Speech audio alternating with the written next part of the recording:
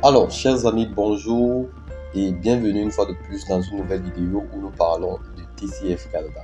Si vous êtes nouveau sur la chaîne, n'hésitez pas à liker, à vous abonner et surtout à cliquer sur la cloche de notification afin de ne louper aucune nouvelle vidéo. Alors, aujourd'hui, nous allons parler de l'épreuve d'expression orale. Cette épreuve qui est considérée pour beaucoup comme l'épreuve la plus facile du TCF Canada, surtout pour des personnes d'expression française. Or, pour des personnes qui sont d'expression anglaise, c'est pas du tout le cas.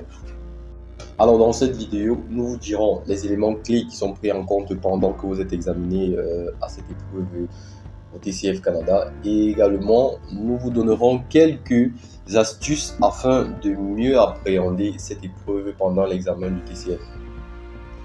Tout d'abord, il faut savoir que l'expression orale est la capacité à communiquer efficacement et clairement par la parole.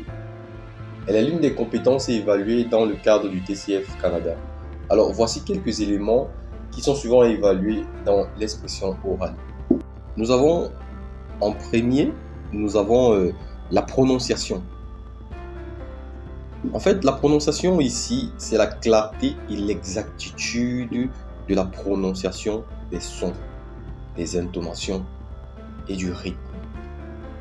Nous avons également la fluidité, qui est la capacité à s'exprimer de manière continue et naturelle.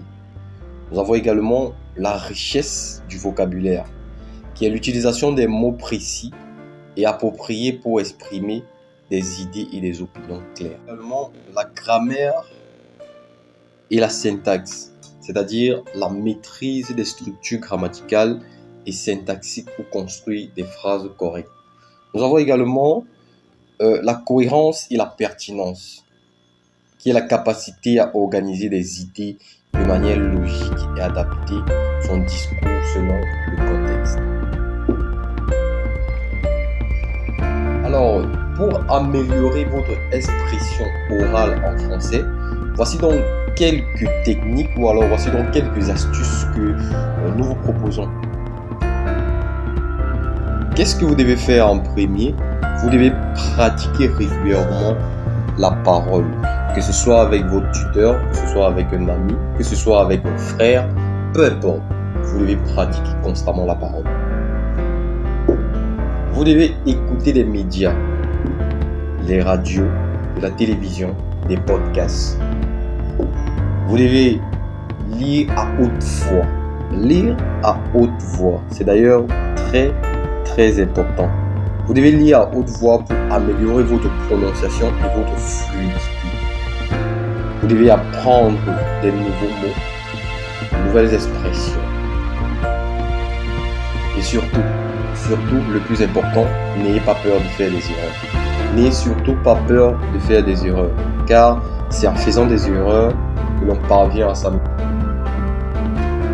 Alors, chers amis, j'espère que cela pourra vous aider à vous sentir plus à l'aise pour vous exprimer en français. Si vous avez d'autres questions, n'hésitez pas à me les poser. Si vous avez des critiques, des appréciations, n'hésitez surtout pas à laisser un commentaire car c'est à partir de ces critiques-là que nous grandissons. Merci et à une prochaine vidéo.